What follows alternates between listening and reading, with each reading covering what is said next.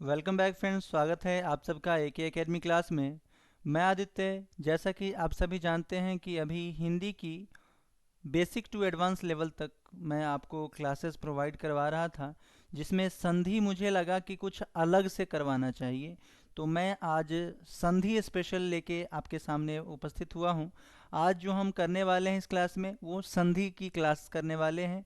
और संधि में जहाँ भी आपको कन्फ्यूज़न हुआ होगा पिछली क्लासेस में, या फिर आपने कहीं पढ़ाई भी की हो संधि को लेकर के, तो सारी यहाँ पे डाउट जो भी होगा आपका क्लियर हो जाने वाला है। तो यदि आप इस एके एकेडमी क्लास में नए हैं तो चैनल को सब्सक्राइब कर लेंगे और बेल आइकन को ऑल पे सेट कर लेंगे, क्योंकि यहाँ पे हिंदी की क्लासेस अभी बेसिक टू एडवांस लेवल तक चलने वाली है।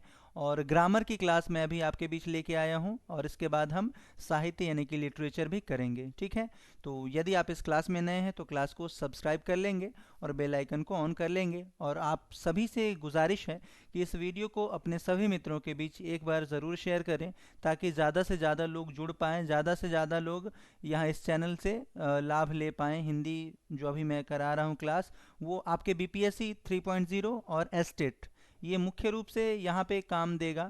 या फिर आप यूपी कांस्टेबल की भी तैयारी करते हैं तो वहाँ के लिए भी आप ये हिंदी पढ़ सकते हैं, या फिर और अदर कोई भी एग्ज़ाम जहाँ पे हिंदी पूछी जाती है तो उसके लिए आप ये क्लास, आपके लिए ही ये क्लास है। ठीक है, आप ये क्लास ज्वाइन कर सकते हैं। ठीक है, तो चलिए हम स्टार्ट करते हैं। आज जो हमारा क्लास होने वाला है वो संधि स्पेशल होने वाला है, मतलब जो भी बातें होंगी वो संधि को लेकर के होंगी। ठीक है, तो टॉपिक की बात यदि करें तो संधि स्पेशल क्लास है, जैसा कि यहाँ पे आपके सामने है संधि स्पेशल क्लास। और ये शून्य से शिखर तक लेके चलेंगे हम आपको। ठीक है, मतलब ज़ीरो टू हीरो लेवल की बात होगी, ज़ीरो टू हीरो लेवल की बात होगी।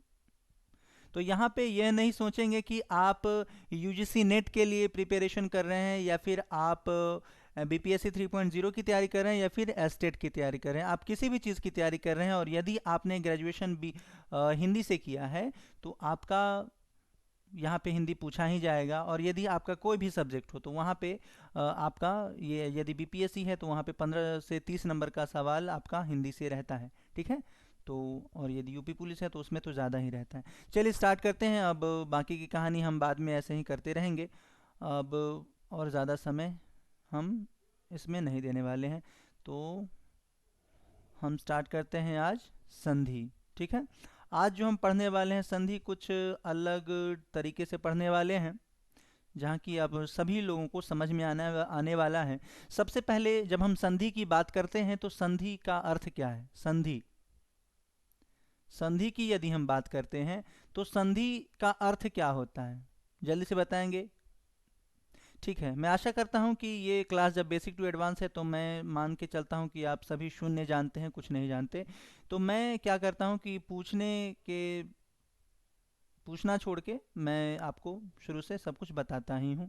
और जहाँ आपको लगे कि आप बता सकते हैं वहाँ पे वीडियो को थोड़ा सा रोक करके और फिर आप जवाब दे सकते हैं, और फिर मैंने जो बताया उससे मेल हो रहा है कि नहीं ये आप देखेंगे। ठीक है, तो संधि की बात की जाए तो संधि का मतलब ही होता है मेल, या फिर मेल मिलाप करना, या फिर मिलाना। ठीक है, संधि का मतलब क्या होता है या संधि का अर्थ क्या होता है यह भी आपसे पूछा जाए तो मेल करना या मिलाना। मेल करना लिख लीजिए, मेल करना आप लिख सकते हैं। कि संधि किसे कहते हैं तो संधि का मतलब होता है मेल करना या फिर मिलाना। ठीक है, अब इसकी परिभाषा यदि आपसे पूछा जाए कि संधि की परिभाषा यदि लिखना हो तो क्या लिखेंगे, तो दो निकटतम लिखिए, दो निकटतम, निकटतम ध्वनि या वर्णों, वर्णों के मेल से उत्पन्न विकार क्या कहलाता है, संधि कहलाता है। ठीक है, विकार ही संधि कहलाता है, ध्यान में रख लेंगे। अब यहाँ से इसको, इसकी परिभाषा यदि आपसे कोई पूछे तो कहेंगे दो निकटतम ध्वनियों या वर्णों के मेल को हम क्या कहते हैं, संधि कहते हैं। ठीक है, और संधि का यदि अर्थ पूछे कि संधि का अर्थ क्या है तो मेल करना या मेल मिलाप करना। ठीक है, हो गया क्लियर। अब चलते हैं, यदि हम उदाहरण के लिए इसको समझने का प्रयत्न करें कि संधि कैसे समझें कि संधि है, तो संधि करने को बोला गया है। तो देखिए उदाहरण में सबसे फेमस जो कि ज़्यादातर आपके एग्ज़ाम में पूछा जाता है ये है विद्या धन आलय। तो ये जो विद्या धन आलय है, इस विद्या धन आलय में ये जो हो रहा है संधि, ये जो जोड़ है, जोड़ का मतलब संधि करना। मैंने अभी आपको बोला मेल करना या मिलाप करना, या फिर देख लीजिए यहाँ पे कहा गया दो निकटतम ध्वनियों या वर्णों के मेल से उत्पन्न विकार ही संधि कहलाती है। तो यहाँ पे निकटतम ध्वनियाँ कौन सी हो जाएंगी, ये देख लीजिए। ये पहला जो शब्द है विधा, इसका ये जो अंतिम वर्ण है अंतिम, और इसका प्रथम, ये दोनों जुड़ जाएंगे और फिर क्या होगा, यहाँ से आकार की मात्रा जुटेगी, ठीक है, और यहाँ से क्या लेंगे, फिर यहाँ से आकार की मात्रा लेंगे, ठीक है। अब यानी कि यहाँ से अ आएगा और फिर यहाँ से आ जाएगा आ, ठीक है। तो ये अ और आ मिल करके किस चीज़ का निर्माण करेंगे, आ का ही निर्माण करेंगे, ठीक है। ठीक, तो ये जो आ का निर्माण किए अ और अ मिल करके, तो इसके जो अब इससे जो शब्द जो नया शब्द बनेगा वो क्या बनेगा, तो यहाँ पे बनेगा विद्यालय, ठीक है, विद्यालय, ठीक है, यही होगा हमारा नया शब्द, ठीक है। नया शब्द जो निर्मित होगा वो होगा विद्यालय। आशा करते हैं आपको ये बातें समझ में आ गई होंगी, और इसको क्या कीजिएगा, आप सभी लोग कॉपी पेन लेके बैठें और इसको लिखने का प्रयत्न कीजिए, ठीक है। इसको लिखिए ताकि लिखने से आपको जल्दी सारी चीज़ें याद हो जाएंगी। और या तो फिर आप स्क्रीनशॉट कर सकते हैं, बाद में लिखना चाहें तो लिख सकते हैं, या फिर इस वीडियो को 2 से 3 बार देखेंगे तो सब कुछ आपको समझ में आसानी से आ जाएगा। चलिए अब हम देखते हैं संधि के भेद को देखेंगे। संधि हमने देख लिया, अब संधि के भेद की बात की जाए या फिर हम प्रकार की बात कर लें, संधि के भेद या फिर प्रकार कितने हैं, जल्दी से बताएंगे। चलिए मैं ही बता दूं, यहाँ पे मैंने बोला है कि अब सभी लोग को मैं शून्य मान रहा हूँ कि आप नहीं जान रहे हैं कुछ भी, और यदि आपको लगता है कि आप जानते हैं तो इस वीडियो को एक बार क्या करेंगे, रोक देंगे और उसके बाद आप आंसर करेंगे, ठीक है। तो संधि के भेद या प्रकार की बात करें तो 3 प्रकार की संधि होती है, ठीक है। संधि कितने प्रकार की, 3 प्रकार की होती है। जैसे कि कौन कौन सी संधि होती है, तो चलिए हम देखते हैं कि संधि कौन कौन सी होती है। सबसे पहली संधि स्वर संधि, दूसरी संधि व्यंजन संधि, और तीसरी संधि की बात यदि हम करते हैं तो वो हो जाता है विसर्ग संधि, ठीक है। मुझे आशा है आप लोग को समझ में आ रहा होगा सारी चीज़ें। थोड़ा सा राइटिंग को लेकर के मैं माफ़ी चाहता हूँ कि मैं और इससे ज़्यादा बेहतर अभी फ़िलहाल तो नहीं लिख पा रहा, पर मैं कोशिश ज़रूर करूँगा कि इसमें सुधार हो, ठीक है। और यदि आपको क्लासेस पसंद आ रही हैं तो एक बार क्लास को सब्सक्राइब ज़रूर करें। आपके सब्सक्राइब करने से, आपके सपोर्ट करने से मुझे और बेहतर चीज़ें आपके बीच करने का अंदर से इन्फोर्समेंट आएगा, ठीक है। आप समझ सकते हैं कि मैं क्या कहना चाह रहा हूँ। और चलिए हम इसको पहले समझ लेते हैं। संधि के भेद या प्रकार की बात की मैंने, तो यहाँ पे संधि के 3 भेद हैं या प्रकार हैं, और ये हैं स्वर संधि, व्यंजन संधि, विसर्ग संधि। मैं आप सभी को एक बात कहना चाहूँगा कि ये क्लास यदि आपने कर लिया तो यहाँ से आपकी संधि थोड़ा सा भी इधर उधर होने वाला नहीं है, पूरा का पूरा चीज़ आपको क्लास में ही याद हो जाएगा, ठीक है। तो क्लास में बने रहिए लगातार। संधि में मैंने कहा कि स्वर संधि, व्यंजन संधि, विसर्ग संधि। अब स्वर संधि में क्या होता है, यदि हम स्वर संधि की बात करें तो स्वर संधि में स्वर और स्वर का मेल होता है, स्वर और स्वर का मेल होता है। अब स्वर और स्वर की बात करें तो स्वर वर्ण और स्वर वर्ण का मेल, जैसे कि आपको पता होगा कि स्वर की संख्या, यानी कि इससे पहले मैं आपको बता दूं कि वर्ण कितने प्रकार के होते हैं, आपको याद होगा। चले याद नहीं है तो मैं आपको बता दूं कि वर्णों के प्रकार की बात यदि हम करते हैं तो वर्ण जो है कितने प्रकार के हैं, वर्ण 2 प्रकार से हैं मुख्य रूप से, जैसे कि स्वर वर्ण और व्यंजन वर्ण, ठीक है।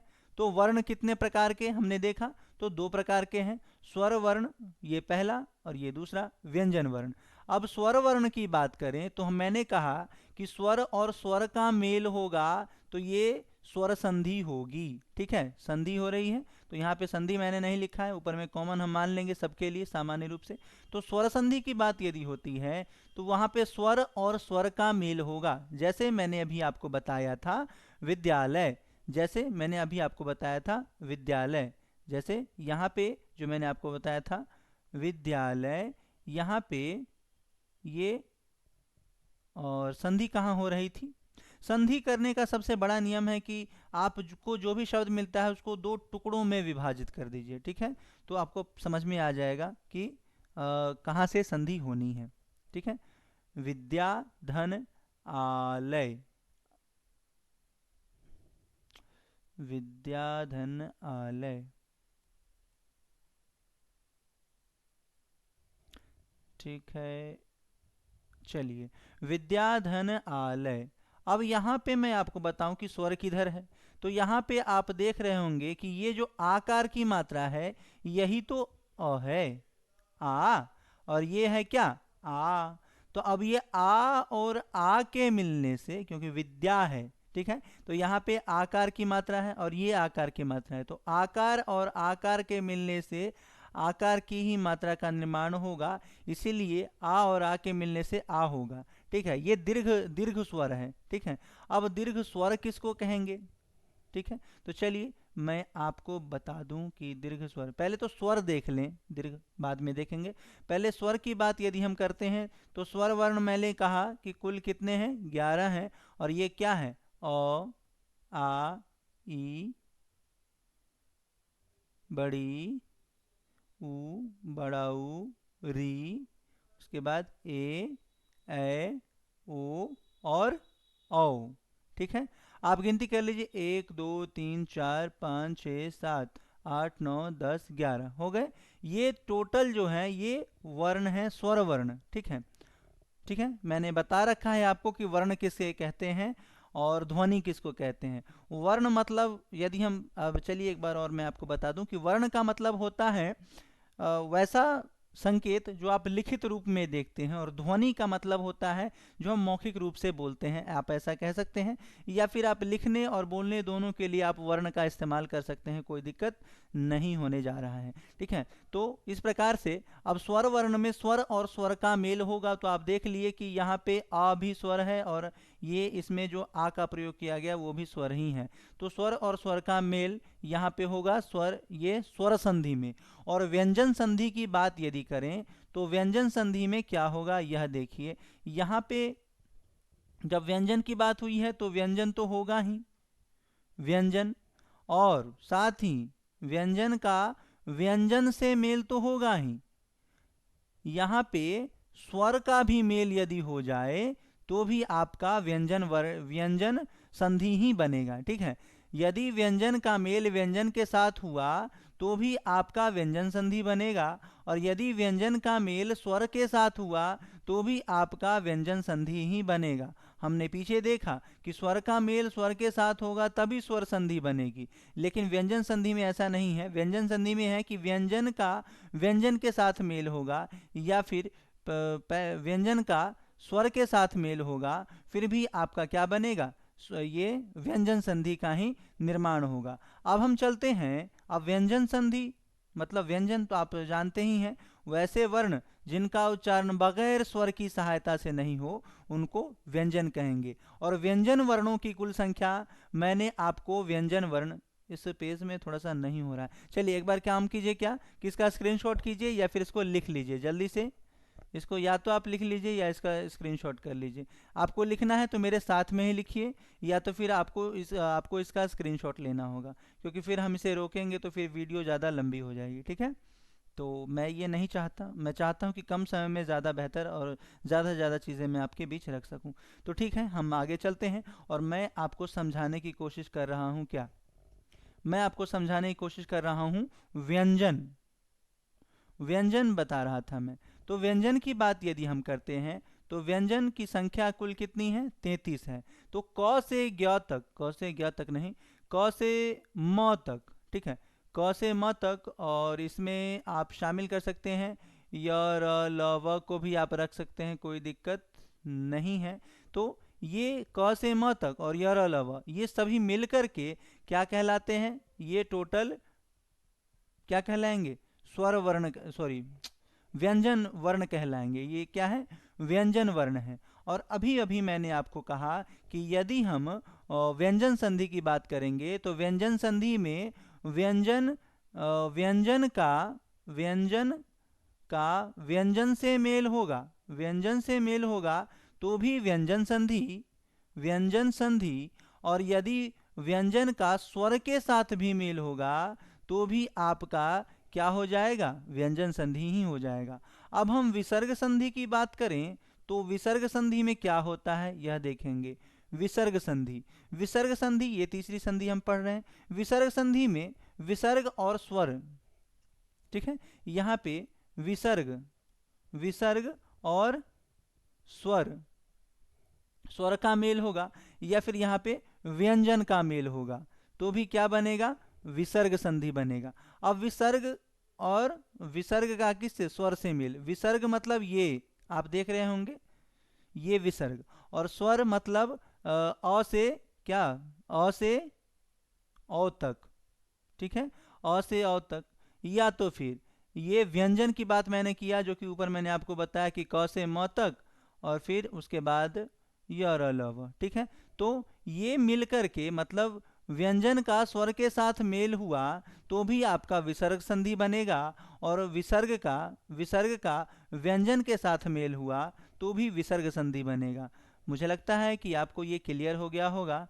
और इस प्रकार से अब हम चलते हैं अगले पॉइंट पे। इसको क्या कीजिए, आप लोग उतार लीजिए, या तो फिर आप इसका स्क्रीनशॉट भी कर सकते हैं।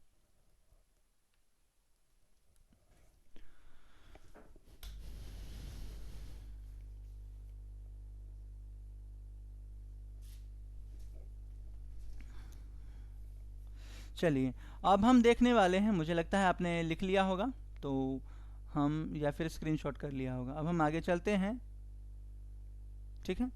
और अब हम देखेंगे स्वर संधि को। सबसे पहले हम देखेंगे स्वर संधि को। स्वर संधि, अब हम स्वर संधि की बात यदि करते हैं तो स्वर संधि को मैंने कहा कि स्वर का स्वर के साथ मेल होता है स्वर संधि में, ये तो हो गया क्लियर। और स्वर कितने हैं? तो 11 हैं, मैंने अभी आपको लिख के भी बताया।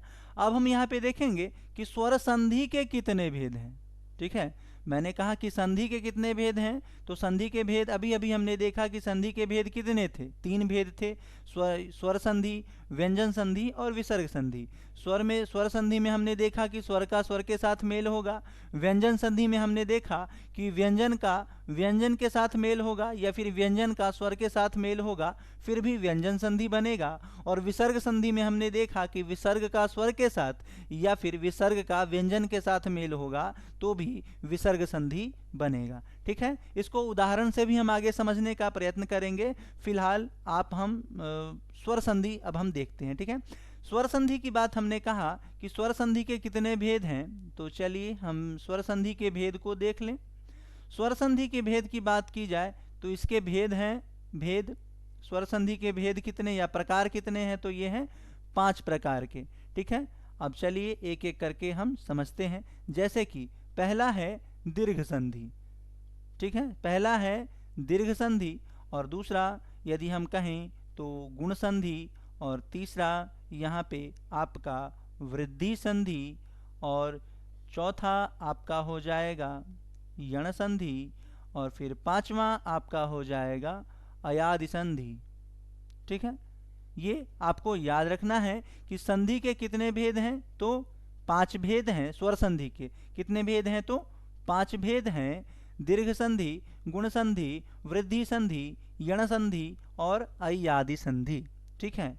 ये क्लियर हो गया यहाँ से, और जल्दी से इसको लिख लेंगे आप सभी लोग कि स्वर संधि के कितने भेद हैं, तो 5 भेद हैं, और इनके नाम दीर्घ संधि, गुण संधि, वृद्धि संधि, यण संधि और अयादि संधि। चलिए अब हम चलते हैं यहाँ पे। यदि हम यदि विसर्ग और विसर्ग का मेल हुआ तो विसर्ग संधि हो ही गया। अब हम चलते हैं इस दीर्घ स्वर संधि के बारे में। ध्वनियाँ मुख्य तौर से दो ही प्रकार की होती हैं, ये तो मैंने आपको बता ही दिया था। क्या आप लोग कमेंट कर रहे हैं? मुझे कुछ कमेंट्स को डिलीट भी करना पड़ जाता है, मतलब कुछ कमेंट तो ऐसे आते हैं कि अभी मैं बता भी दिया हूँ फिर भी वही बातें पूछी जा रही हैं, तो ऐसा नहीं कीजिए आप लोग, ठीक है। और स्वर संधि को याद करने की एक फॉर्मूला मतलब ट्रिक भी मैं आपको यहाँ पे बता दूं कि डॉग गया व्याह में, आप इसको याद रख सकते हैं। डॉग गया व्याह में, इसको याद रखने के लिए डॉग गया व्याह में, इसको मतलब डी से दीर्घ संधि, जी से गुण संधि, वाई से यण को ऊपर लिख सकते थे, वो कोई बात नहीं है, आप अपने तरीके से लिख लेंगे। थोड़ा सा यहाँ पे इसको ऊपर लाते हैं। एक मिनट, मैं इसको जो मैंने ट्रिक बताया उसको फॉलो करने के लिए थोड़ा सा मैं इसको चेंज कर रहा हूँ। ये यण संधि, एक मिनट, ये यण संधि, ठीक है, और ये वृद्धि संधि, ठीक है। अब आपका ये फॉर्मूला इस पे सेट हो गया कि डॉग गया व्याह करने, ठीक है, डॉग गया व्याह में या व्याह करने, ठीक है। तो दीर्घ संधि, डी से दीर्घ संधि, जी से गुण संधि, वाई से यण संधि, वी से वृद्धि संधि और ए से अयादि संधि, ठीक है। मुझे लगता है कि आपको अब ये बातें समझ में आ गई होंगी, ठीक है। अब हम दीर्घ संधि की बात यदि करते हैं तो दीर्घ संधि में जो भी वर्ण इस्तेमाल होते हैं, जैसा कि दीर्घ मतलब क्या होता है, दीर्घ का मतलब अर्थ यदि निकाला जाए तो इसका मतलब होता है बड़ा, ठीक है। तो जब दीर्घ का मतलब ही बड़ा होता है तो इसमें जिस भी वर्णों का इस्तेमाल होगा वो यहाँ पे बड़ी मात्रा वाली, जैसे कि जिसके उच्चारण में ज़्यादा समय लगता हो, ठीक है, दीर्घ स्वर हम कह सकते हैं कि यहाँ पे दीर्घ स्वर का इस्तेमाल होगा, ठीक है। जैसे कि आ हो गया, बड़ी ई हो गई, बड़ा ऊ हो गया, इन सभी स्वरों का यहाँ पे इस्तेमाल होगा। और गुण संधि की बात यदि करें तो गुण संधि में एकार की मात्रा का इस्तेमाल होगा, ओकार की मात्रा का इस्तेमाल होगा, ठीक है। ये दोनों गुण संधि में इस्तेमाल होंगे, ठीक है। उदाहरण में आप यहाँ पे विद्यालय मैंने आपको लिया था, उसी को ले लें, विद्यालय, ठीक है। और साथ ही में मैं यहाँ पे गुण संधि की बात करूँ तो गुण संधि में आप जहाँ भी एकार की मात्रा या ओकार की मात्रा का इस्तेमाल हो, जैसे कि राकेश ले सकते हैं, रेखा ले लीजिए, चलिए रेखा ले लीजिए, ठीक है, रोहन ले लिए, ये सब क्या है, ये इसमें आप पूछेगा रोहन में कौन सी संधि है, तो रोहन में आप देख रहे हैं ओकार की मात्रा है, तो कौन सी संधि, ये गुण संधि, ठीक है। अब यण संधि की बात यदि हम करें तो यण संधि में य से पहले व से पहले क्या होगा, आधा, जैसे कि इसको पहचानने का तरीका है यण संधि को कि या तो य से पहले आधी मात्रा, जैसे कि आधा त या फिर आधा व होगा, आधा त हो या फिर आधा व हो, या तो फिर आप कह सकते हैं कि व से पहले भी आधा त या फिर व से पहले आधा व भी हो सकता है, ठीक है। ये तो ये जो है य से पहले या व से पहले आधा वर्ण आए तो ये यण संधि के अंतर्गत आएगा, या फिर इसमें आप कह सकते हैं कि साथ ही साथ त्र का इस्तेमाल जहाँ पे भी किया गया हो तो वो कौन सा होगा, तो ये यण संधि के अंतर्गत आएंगे। यदि हम वृद्धि संधि की बात करते हैं तो इसमें औकार की मात्रा का इस्तेमाल होगा, ओकार या फिर औकार, ठीक है, ये वृद्धि संधि के अंतर्गत, यानी कि 2 पाई ऊपर में होगी, ठीक है। जैसे कि उदाहरण के रूप में आप कह सकते हैं सैकड़ों, सैकड़ों, तो यहाँ पे जो आप देख सकते हैं कि ये ओकार की मात्रा है, सैकड़ों ये वाली मात्रा है ना, तो ऐसा यदि लिखा हुआ जैसे कि सैकड़ों के बाद आप और कुछ ले सकते हैं, नवेश्वरे ले सकते हैं, नौकर ले सकते हैं। तो ऐसा जहाँ भी आप देखें, तो जहाँ हम नौकर लिखेंगे, यदि हम नौकर लिखते हैं तो आप देख सकते हैं कि ये वाली मात्रा यहाँ पे लिखी जा रही है, नौकर। तो यहाँ पे कौन सी संधि? वृद्धि संधि। नौकर में कौन सी संधि होगी? वृद्धि संधि। ठीक है, चलिए अब हम अय्यादि संधि की बात करते हैं। अय्यादि संधि में अय, आव या फिर अ या फिर अव देखने को आपको मिलेगा। ठीक है, जैसे कि यहाँ पे यदि हम कोई उदाहरण देखें, चलिए पेज भर चुका है और चलिए यहाँ पे हम देख सकते हैं उदाहरण। जैसे कि हम यहाँ पे ले सकते हैं आव, अय, अ या अव। तो यहाँ पे एक उदाहरण लीजिए, जैसे पवन, पावन लिख लीजिए, पावन। यदि हम पावन लिखते हैं तो आवन, आव, आव का भाव मतलब आव का उच्चारण हो रहा है यहाँ पे, आव। तो ये पावन, आव, पावन बोल के देखिए, आपको समझ में आ जाएगा। यदि आप पावन लिखते हैं या फिर आप नायक लिख लीजिए, नायक आप लिखते हैं तो नायक, अक, अ। तो यहाँ पे नायक, अक, अ की ध्वनि आपको सुनाई दे रही होगी। तो इसी प्रकार से यहाँ पे अय्यादि संधि का ये उदाहरण मैंने आपको दे करके समझाने की कोशिश की। और चलिए इसको जल्दी से आप इसका या तो स्क्रीनशॉट कर लीजिए या तो फिर आप चाहें तो इसे नोट डाउन कर सकते हैं अपने कॉपी में। और मैं एक बात आप सभी से कहना चाहूँगा, गुजारिश है आप सभी मित्रों से कि इस वीडियो को एक बार ज़रूर अपने मित्रों के बीच शेयर कीजिए। और जितने भी सोशल मीडिया हैंडल्स आप यूज़ करते हैं, चाहे वो फेसबुक हो, ट्विटर हो, इंस्टाग्राम हो, प्लीज़ एक बार इस वीडियो को शेयर कीजिए ताकि ज़्यादा से ज़्यादा लोग जुड़ पाए और मैं आपके पास और बेहतर से बेहतर चीज़ें उपलब्ध करवा सकूं। ठीक है, तो जल्दी से इसको लिखिए।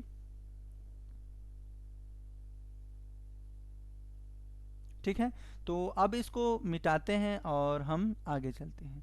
चलिए, तो यहाँ पे मैं थोड़ा सा कन्फ्यूज़न के लिए एक शब्द आपको देता हूँ, शायद यदि अभी तक क्लियर नहीं हुआ होगा तो अब हो जाए।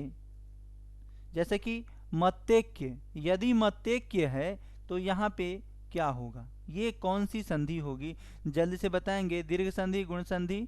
आपके पास उदाहरण है, ऑप्शंस हैं ये, दीर्घ या गुण या फिर वृद्धि या फिर अयादि। जल्दी से बताएंगे कि मत्तेक्य में कौन सी संधि है। अभी अभी मैंने आपको पढ़ाया है और इसका जल्दी से आप मुझे दे ही दीजिए फल।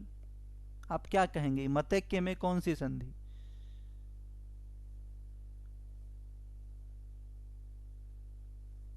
तो फ्रेंड्स यहाँ पे मैं आपको बता दूं कि यहाँ पे कौन सी संधि होगी।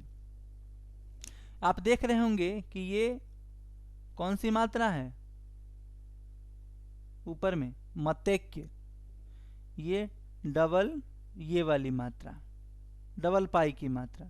अब जब डबल पाई की मात्रा है तो मैंने आपको बताया था कि ये वृद्धि संधि में आता है, अभी अभी बताया था, ये वृद्धि संधि में।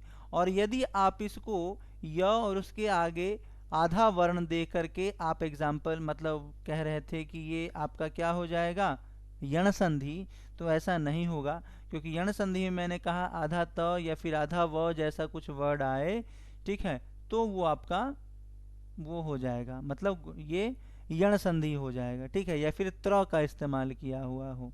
ठीक है, तो ऐसा कुछ भी नहीं है। इसीलिए ये जो संधि होगी मत्तेक्य में, कौन सी संधि? तो ये वृद्धि संधि का उदाहरण होगा। ठीक है, ये ध्यान में रखेंगे। यदि हम एक और एग्जाम्पल लेते हैं, यदि हम अत्याचार लिखें, अत्याचार, तो क्या होगा? जल्दी से बताएंगे। क्या आपके पास ऑप्शंस यही हैं? फिलहाल यहाँ पे वृद्धि संधि होगा इस सवाल का जवाब। ठीक है, यहाँ पे भी आपके पास यही 4 विकल्प हैं और आपको बताना है कि अत्याचार में कौन सी संधि का इस्तेमाल किया गया है। पांचवा भी मैं यहाँ पे दे दूँ आपके पास, ऑप्शन डी के बाद ई। ठीक है, यण। जल्दी से बताएंगे कि इसका सही जवाब क्या होगा, दीर्घ, गुण, वृद्धि, अयादि या फिर यण संधि। अत्याचार में कौन सी संधि? तो ठीक है, यहाँ पे तो ज़्यादा सोचने की बात नहीं है, ये यण संधि होगा। आप देख सकते हैं कि अत्याचार आधा तो है य के जस्ट बाद, तो ये अत्याचार किस चीज़ का? यण संधि का उदाहरण हो गया। ठीक है, इसको एक एग्जाम्पल के रूप में भी आप अपने नोट कॉपी में नोट ज़रूर कर लेंगे। ठीक है, जल्दी से कीजिए, और या तो फिर आप स्क्रीनशॉट कर लेंगे। और क्लासेस आपको कैसी लग रही हैं प्लीज़ एक बार कमेंट करके ज़रूर बोलेंगे। इससे मुझे मोटिवेशन मिलेगा, पॉजिटिव एनर्जी आएगी मेरे अंदर, और मैं उतना ही ज़्यादा बेहतर चीज़ें आपके बीच और अलग अलग तरीके से ला पाऊँगा। ठीक है, तो इतना ज़रूर करें आप कि अपना गुड रिस्पॉन्स या फिर जो भी आपका रिस्पॉन्स है एक बार ज़रूर वीडियो के कमेंट बॉक्स में लिखेंगे। ठीक है, तो चलिए इसको मिटाते हैं। आशा करते हैं आपने लिख लिया होगा। और चलिए संधि के भेद, अब यदि हम बात करें संधि के भेद, मैं आपसे अब थोड़ा सा बैक रिवीजन कर लूं। संधि के भेद मैंने बताए थे, कितने बताए थे जल्दी से बताइए। ठीक है, संधि के भेद मैंने आपसे पूछा था, बताया था, और अभी मैं पूछ रहा हूं। ठीक है, जल्दी से बताएंगे। और स्वर संधि के भेद बताएं, जल्दी से बताइए। चलिए यहाँ पे जो संधि के भेद थे वो 3 थे। ठीक है, और कौन कौन से थे तो मैंने आपको बताया था, स्वर संधि, मैंने आपको बताया था व्यंजन संधि, और फिर मैंने आपको बताया था तीसरा विसर्ग संधि। विसर्ग संधि, ये संधि के आपके भेद हो गए। उसके बाद अब स्वर संधि के भेद भी मैंने आपको बताए, जो कि मैंने कहा कि भेद कितने हैं स्वर संधि के, तो ये थे 5।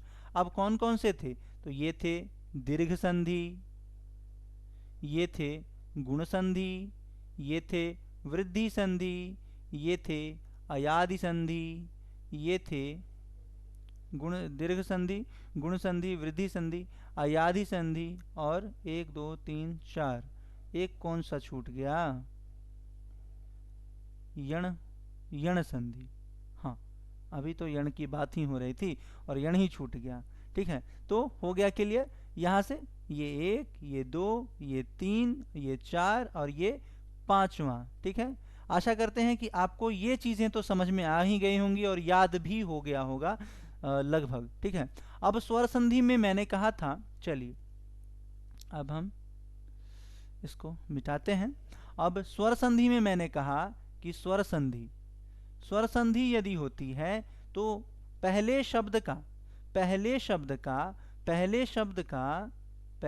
अंतिम वर्ण और दूसरे शब्द का प्रथम वर्ण, पहले शब्द का अंतिम वर्ण और दूसरे शब्द का प्रथम वर्ण, दूसरे शब्द का पहले शब्द का अंतिम वर्ण,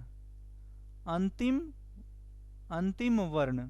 ठीक है, और दूसरे शब्द का प्रथम वर्ण मिलकर के जो नए शब्द का निर्माण करते हैं, मिलकर क्या करते हैं? संधि निर्माण करते हैं, संधि का निर्माण करते हैं। ठीक है, संधि का निर्माण करते हैं। ठीक है, तो एक एग्जाम्पल के रूप में या उदाहरण के रूप में मैंने आपसे बहुत बार विद्यालय की चर्चा कर ही ली है, तो अब ये आपको क्लियर हो ही गया होगा। और चलते हैं आगे, देखते हैं अब हम दीर्घ संधि के बारे में। ठीक है, आशा करते हैं कि आपको अब वो समझ में आ गया होगा। अब हम दीर्घ संधि को देख लें ज़रा। दीर्घ संधि, दीर्घ स्वर संधि। हम दीर्घ स्वर संधि की बात करते हैं तो दीर्घ स्वर संधि में अ या आ का मेल अ या फिर आ से होगा तो किस चीज़ का निर्माण होगा? जल्दी से बताएंगे। दीर्घ स्वर संधि में मैंने कहा आपसे कि दीर्घ स्वर संधि में अ या आ का मेल अ या आ से होगा तो कौन सा स्वर का निर्माण होगा? तो यहाँ पे आ का निर्माण होगा। ठीक है, हमेशा जो बड़ा है, जो दीर्घ स्वर है, उसी का निर्माण होगा। ठीक है, ठीक है, तो यहाँ पे हो गया। अब यदि छोटी या बड़ी का किससे छोटी या बड़ी के साथ मेल होगा तो किसका होगा? निर्माण बड़ी का होगा। छोटी या बड़ी ऊ का, छोटी ऊ या बड़ी ऊ का मेल छोटा ऊ, चलिए बड़ा ऊ या छोटा ऊ से हो तो भी किस चीज़ का निर्माण होगा? बड़ा ऊ का निर्माण होगा, सभी लोग जानते हैं। यदि हम री की बात करें, री, तो री का निर्माण, री का मेल री से होगा तो किस चीज़ का? री का ही निर्माण होगा। ठीक है, ये आपको ध्यान में रखना है। इस बात को भी आप अपने कॉपी में जल्दी से उतार लीजिए कि दीर्घ स्वर में ये सारी चीज़ें आपको याद रखनी है। अ या आ का मेल अ या आ से हो, ये स्वर हैं सारे। ठीक है, तो दीर्घ स्वर हैं, स्वर तो हैं, स्वर में भी दीर्घ स्वर हैं, यह बात भी आपको ध्यान में रखना है। अ या आ का मेल अ या आ से हो तो आ बनेगा। छोटी ई का, छोटी या बड़ी ई का मेल छोटी या बड़ी ई से हो फिर भी बड़ी ई ही बनेगा। हर स्थिति में बड़ी मात्रा वाले वर्ण का ही निर्माण होगा। यह बात आपको ध्यान में रखना है। जल्दी से इसको उतार लीजिए। ठीक है, तो चलिए अब हम आगे बढ़ते हैं। अब यहाँ पे मैंने आपको बड़ी मात्रा जो कहा उसे कहते हैं ह्रस्व स्वर। ठीक है, या ह्रस्व स्वर भी आप कह सकते हैं, ह्रस्व स्वर। ठीक है, अब ये जो ह्रस्व स्वर है, इस ह्रस्व स्वर में कौन कौन से आते हैं? अ,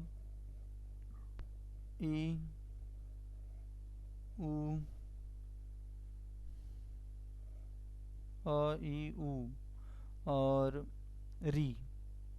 ठीक है, यहाँ पे आपको ध्यान में रखना है कि ह्रस्व स्वर और दीर्घ स्वर ये दो प्रकार के स्वर होते हैं। जब भी ह्रस्व स्वर की बात होगी तो ह्रस्व स्वर में अ, छोटी ई, छोटा ऊ और री आएंगे। ठीक है, अब दीर्घ स्वर की बात यदि हम करें, दीर्घ स्वर, तो दीर्घ स्वर में कौन कौन से स्वर आएंगे? तो दीर्घ मतलब बड़ा। ठीक है, तो आ, उसके बाद फिर बड़ी ई आप ले लीजिए, बड़ा ऊ ले लीजिए, उसके बाद आ, बड़ी, बड़ा ऊ, हाँ हो गया। तो ये यहाँ पे आपको याद रखना है कि दो मात्रा के बराबर समय जिसमें लगता है उच्चारण में, दो मात्रा के बराबर जिसके उच्चारण में समय लगे, दो मात्रा के समतुल्य, समतुल्य जिसमें समय लगे, जिसमें समय लगे, समय लगे, वो क्या कहलाएगा? दीर्घ स्वर कहलाएगा। ठीक है, याद रखेंगे इस बात को। और दीर्घ, दीर्घ स्वर कौन है? ह्रस्व या ह्रस्व स्वर कौन है? ये बात भी आपको ध्यान में रखना है कि ह्रस्व स्वर में अ मतलब छोटी, छोटी मात्रा वाले वर्ण, जैसे अ, छोटी, छोटा ऊ और री। ठीक है, ये आपको ध्यान में रखना है। और दीर्घ स्वर में आ जाएंगे जिसमें दो मात्राओं का समय लगे, जैसे कि आ, बड़ी ई, बड़ा ऊ, ऐसे। जब भी आप ये कहते हैं ऊ, तो थोड़ा सा मतलब शब्दों में क्या झुकाव होता है। ठीक है, ठीक है, तो यही आपको ध्यान में रखना है। अब यदि हम इसको देखें तो इसके मात्राओं को, जब भी हम इसका स्वर संधि में इसका इस्तेमाल करेंगे तो इसकी मात्रा का इस्तेमाल किया जाता है। जैसे कि आ की मात्रा, यहाँ पे आप आ की मात्रा के लिए ये लेंगे। ठीक है, अब ई की मात्रा, ई की, छोटी ई की मात्रा, जब छोटी ई की मात्रा रहेगी तो छोटी ई की मात्रा यहाँ आगे से होगी। ठीक है, ये छोटी ई की मात्रा, पर ये तो बड़ी ई है, हम छोटी ई क्यों लिख रहे हैं? तो बड़ी ई, जब हम बड़ी ई की मात्रा का इस्तेमाल करते हैं तो ये आपका बड़ी ई, ऐसे बड़ी ई होगा। और उसके बाद यदि हम बड़ा ऊ की बात करते हैं तो बड़ा ऊ आपका ऐसे होगा। ठीक है, ये बड़ा ऊ। और छोटा ऊ होता है सो ऐसे होता है। ठीक है, जैसे आप कुमार लिखते हैं तो कुमार में छोटा ऊ की मात्रा, जैसे कि कुमार।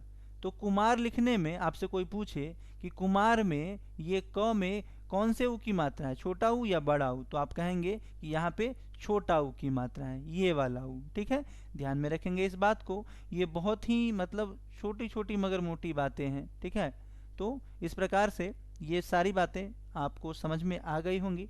इसको एक बार अपने कॉपी में ज़रूर लिख लीजिए, या तो फिर आप इसका स्क्रीनशॉट करना चाहते हैं तो कर लीजिए।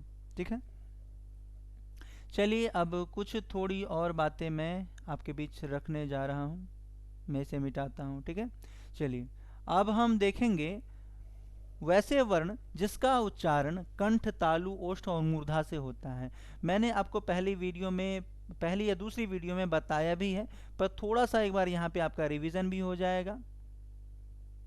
ठीक है, कंठ, तालु, मूर्धा, ठीक है, ओष्ठ। ठीक, अब कंठ से जो वर्ण उच्चरित होते हैं, तालु से जो होते हैं, उनको थोड़ा सा देख लें, जो कि यहाँ पे हम यूज इसका करने वाले हैं। तो कंठ से अ या आ का उच्चारण होता है कंठ से।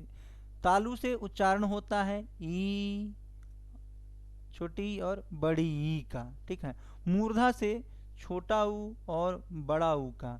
और ओष्ठ से की बात करें, ओष्ठ से सॉरी मूर्धा से ऊ, ये मूर्धा से नहीं होगा, ये ओष्ठ से होगा। ऊ बोल के देखिए, आपको समझ में खुद आ जाएगा जो वर्ण है, क्योंकि मैंने आपको पहले ही बता रखा है। जो भी वर्ण है उसका आप उच्चारण कीजिए तो आपको समझ में आ जाएगा कि उसका उच्चारण स्थान क्या है। तो ये ओष्ठ से हो जाएगा ऊ, और ऊ जब तक आप होंठ का सहारा नहीं लीजिएगा तब तक आप ऊ और ऊ को नहीं बोल सकते। तो यहाँ पे जो ये ऊ है ये ओष्ठ की सहायता से बोला जाता है। और मूर्धा से री, री, ठीक है, री, तो मूर्धा से बोला जाता है। ठीक है, आप सभी लोग इसको एक बार अपनी कॉपी में लिख लीजिए, या तो फिर आप इसका स्क्रीनशॉट करना चाहते हैं तो आप कर सकते हैं। हो सकता है कि आपकी क्लास थोड़ी सी लंबी हो जाए, पर आपको यहाँ पे चीज़ें मतलब समुचित रूप से मिल जाएंगी। ठीक है, तो चलिए अब हम थोड़ा सा एग्जाम्पल यहाँ पे समझ लें, उदाहरण लेकर के। ठीक है, जैसे कि उदाहरण के तौर पे मैं आपके बीच एक शब्द रख रहा हूँ। शब्द से पहले वर्णों को रख लें। ठीक है, वर्ण में यदि हम अ और अ का मेल करते हैं तो जो वर्ण निर्मित होता है वो आ होता है। ठीक है, आ होता है। ठीक है, याद रखेंगे, ये स्वर संधि की बात यहाँ पे हो रही थी। ठीक है, अब थोड़ा सा एग्जाम्पल्स अब स्वर संधि को लेकर के हम चलने का प्रयत्न करेंगे। आप लिख लिए होंगे, मिटाते हैं इसको। चलिए, फर्स्ट एग्जाम्पल मैं आप सबके बीच प्रस्तुत कर रहा हूँ उदाहरण। जैसे हम लिख रहे हैं युग, युग, धन, अंतर, तो इससे जो शब्द निर्मित होगा वो क्या होगा? आप लोग क्या करेंगे कि लिख लेंगे जल्दी से जल्दी। जो शब्द मैं आपको लिख रहा हूँ उसके सामने आप नया शब्द जो इससे निर्मित होगा वो क्या होगा? ठीक है, स, धन, अवधान। ठीक है, इससे कौन सा शब्द निर्मित होगा? जैसे कि स्व, धन, अधीन, इससे क्या होगा नया शब्द निर्माण? जैसे कि नयन, धन, अभिराम, इससे नया शब्द क्या निर्मित होगा? या फिर आप ले लेते हैं शरण, धन, अर्थी। तो जल्दी से बनाइए ये शब्द का जो नया शब्द इससे जो बनने वाला है वो सभी लोग लिख लीजिएगा, साथ में लिखिएगा तो आपको शब्दों को जो मैंने लिखा है उसको समझने में परेशानी नहीं होगी। हलंत, ठीक है।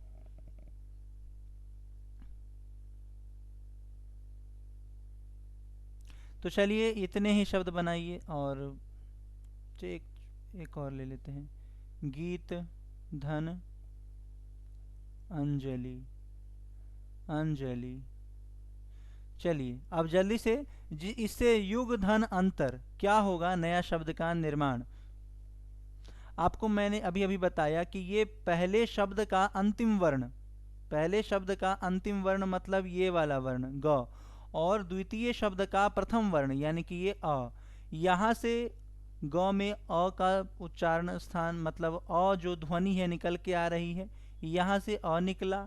ठीक है, तो ये हलंत लगा देंगे, यानी कि ये आधा ग हो गया अब। ठीक है, और यहाँ से अ निकला।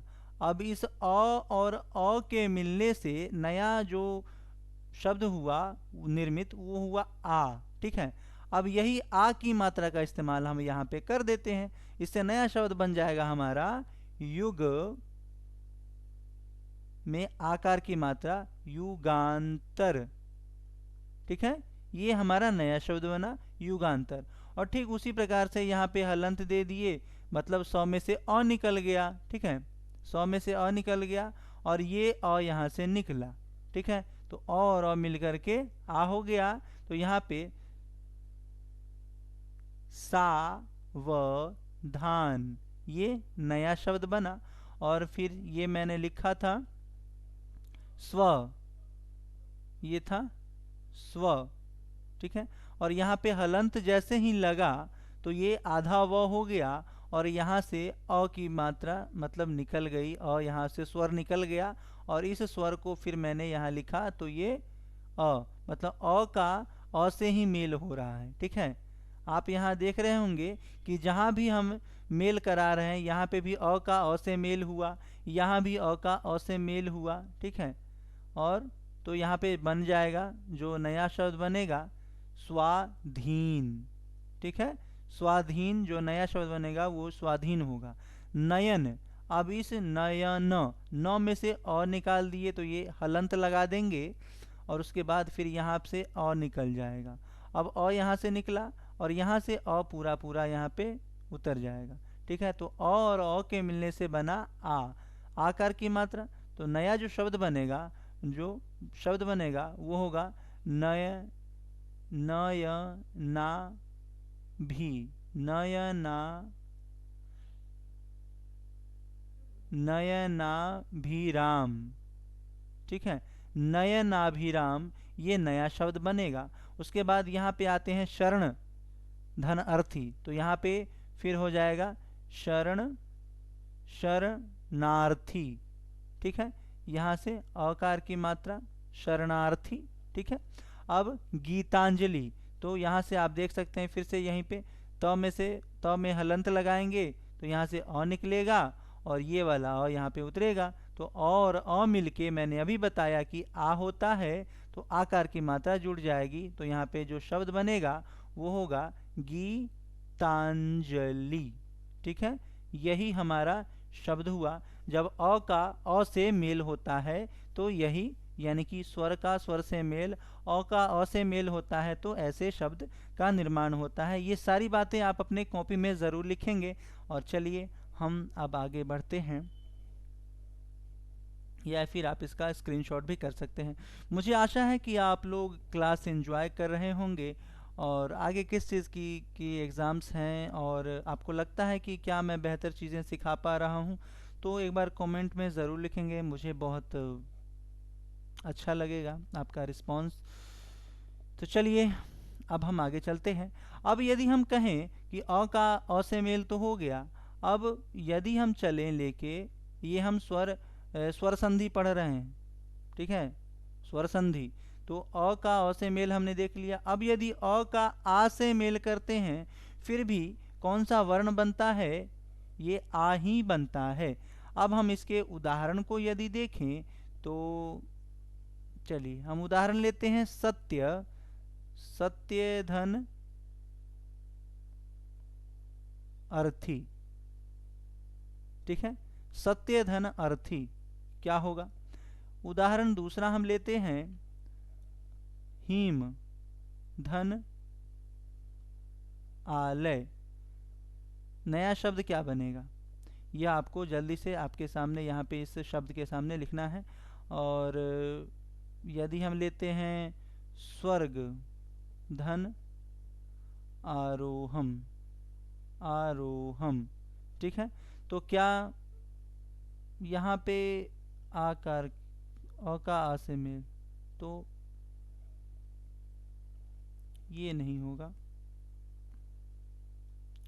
इसको मिटा देते हैं। सत्य धन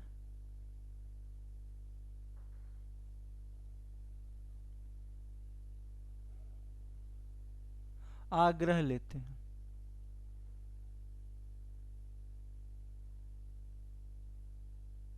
ठीक है, आग्रह। ठीक है, तो सत्य धन आग्रह। तो जल्दी से बनाएंगे तीनों शब्द का ये नया शब्द जो है क्या इसके सामने निर्मित होगा, यह आपको बताना है। ठीक है, तो मैं आपने लिख लिया होगा, नहीं लिखा है तो आप देख लीजिए। सत्य, यहाँ पे अ य में अ छुपा हुआ है तो हलंत लगा करके हमने अ निकाला। ठीक है, और यहाँ पे आग्रह है तो आप देख रहे हैं कि अ का आ से मेल हो रहा है, तो भी नया शब्द क्या बनेगा फिर, आ। ठीक है, यानी आकार की मात्रा यहाँ पे जुड़ने वाली है। सत्य धन आग्रह, तो सत्याग्रह, यह हमारा नया शब्द बनेगा। यदि हम हीम में म यानी कि प्रथम शब्द में से अंतिम वर्ण को देखें तो म में हलंत लगाएं तो अ निकल गया। अब ये जो दूसरा वर्ण है, दूसरा वर्ण के प्रथम वर्ण में दूसरे शब्द के प्रथम वर्ण में देखें तो ये यहाँ से आप देख सकते हैं कि ये आकार की मात्रा, हम आकार को निकाल दिए तो अ और आ के मिलने से आ का निर्माण हुआ। अब जो नया शब्द बनेगा हमारा वो बनेगा ही मा लय, यही हमारा नया शब्द बनेगा। यदि हम स्वर्ग की बात करें तो स्वर्ग धन आरोहम, तो आरोहण, इसको आरोहण कर लीजिए। ठीक है, स्वर्गारोहण, यहाँ पे जो नया शब्द बनेगा स्वर्गारोहण, एक मिनट,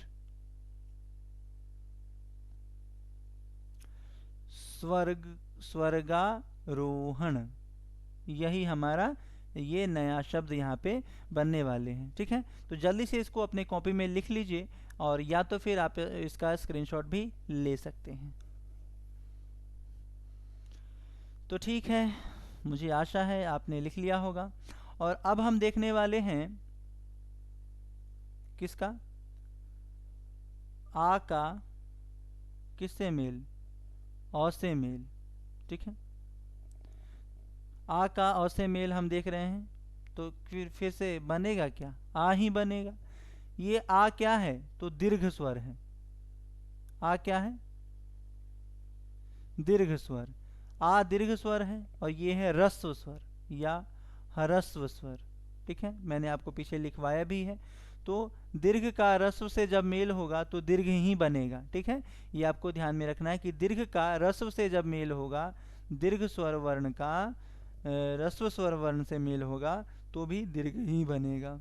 ठीक है, अब चलिए कुछ एग्जाम्पल यानी कुछ उदाहरण से इसको समझने का प्रयास करते हैं। जैसे कि हम लिखते हैं विद्या धन अर्थी,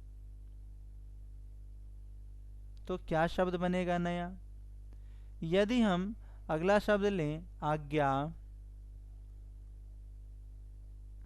धन अर्थी, नहीं, आज्ञा धन अनुसार लेते हैं।